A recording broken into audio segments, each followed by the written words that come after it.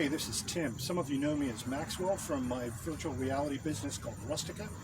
But today I wanted to do a walk around and a little bit of show and tell on my 1993 Suzuki Carry mini K-Truck. It has had a full custom frame-off restoration and a custom process done to it.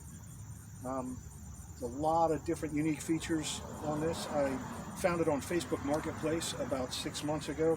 I'm absolutely in love with this thing, so let me show you guys some of the cool stuff that's got on this truck.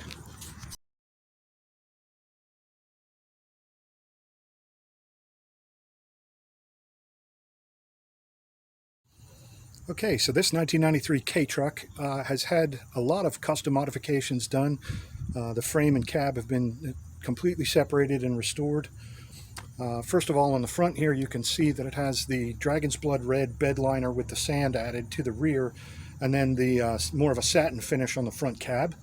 It's got the custom little hot rod rear view mirrors on the side, or side view mirrors rather, and it has the eyelids with the JDM style halo headlights with the red pupil in the middle, and also the low and high beams in LED. All the lights in this have been replaced with LED. Also has the little custom carry plate there. Here you can see the tachometer and speedo with the GPS unit that also powers the touchscreen. It is riding on Enki Compe reissues, and those are 15s, and it's on Federal 595 treads with the custom fender flares. The spare tire has been moved from above the gas tank underneath the bed to behind the cab there, and the gas tank has been lifted, which necessitated having access to the fuel hose from the bed here. So there's a Jeep fuel filler door with a lock on it. You can see the gas tank has been lifted up there.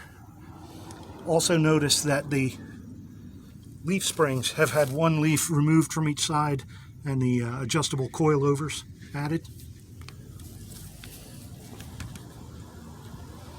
This was built during the COVID quarantine.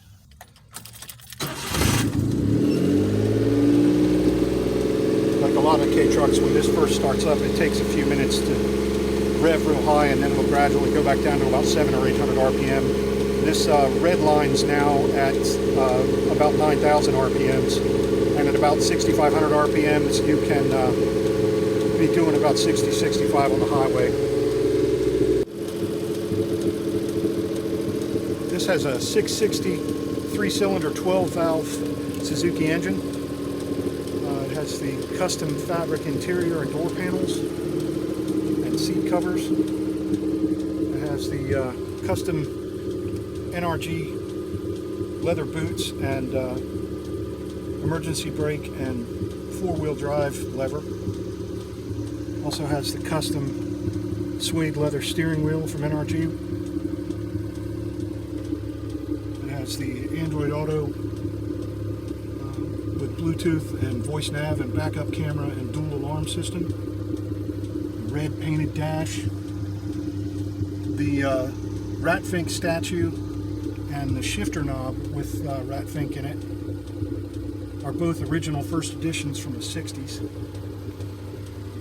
This has the Diamond Tuck leather ceiling panel and the LED red lighting on the inside. Little removable flashlight here. It's got the custom drink holders and pens and touchscreen nibs. The stereo has JBL speakers that are custom inserted into the doors.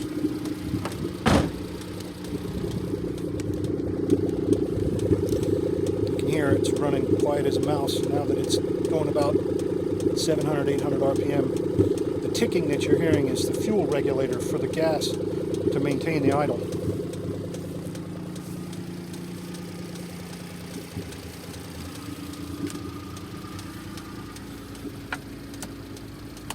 It's got the 3 headlight switches so you can see what the headlights look like when they're fully run.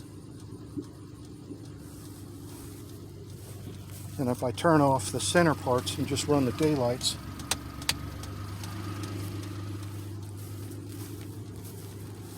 I get this.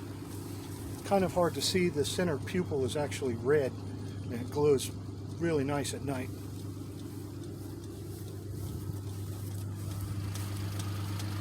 It also has the axle lock. It does not have the diff lock. That was removed when they switched from the original 4-speed that came with this to the 5-speed, so that the top end would be higher.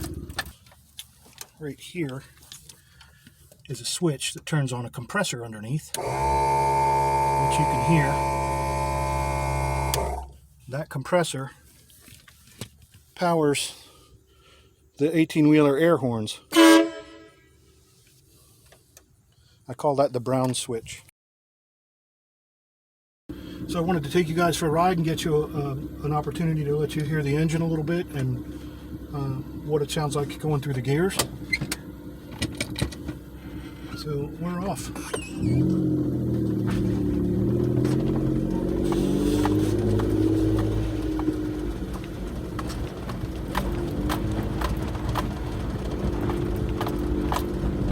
Gearing on this is great when you're in 4x4 mode, because it's almost like a granny gear on the old Jeeps, and it's normally front wheel drive, but if you use the axle lock, it switches and transfers power to the rear axle and locks both of the wheels, almost like a positraction on an old Camaro.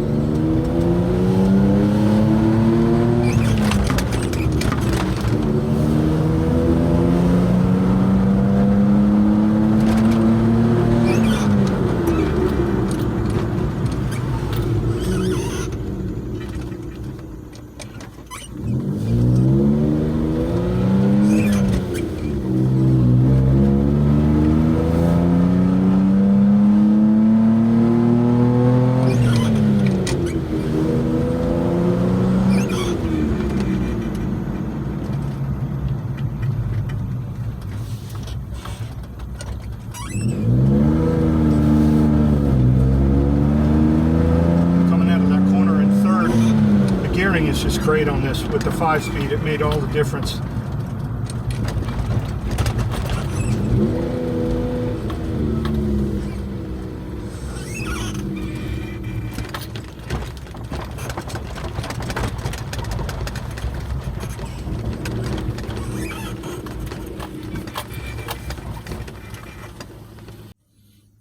Thanks for viewing. I hope you had as much fun doing that as I did in making this video and driving this thing around all the time. It really is an amazing experience owning one of these little trucks. I highly recommend it. They're a little workhorse. They're not just a toy. They can go anywhere in 4-wheel drive mode. I've got to get some winter tires for this so that I can winterize a little bit, because we're kind of up here at about 2,000 feet and we get some snow in the wintertime, and these street tires won't work for that very well.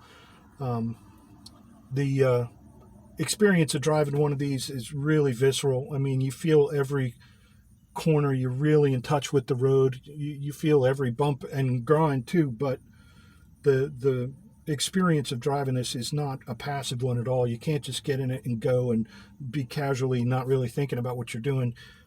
You're part of this experience from the minute you get in it until you leave. Not a whole lot of room in them, but man, a great little vehicle to own. I'm going to have this one for the rest of my life. Thanks for viewing.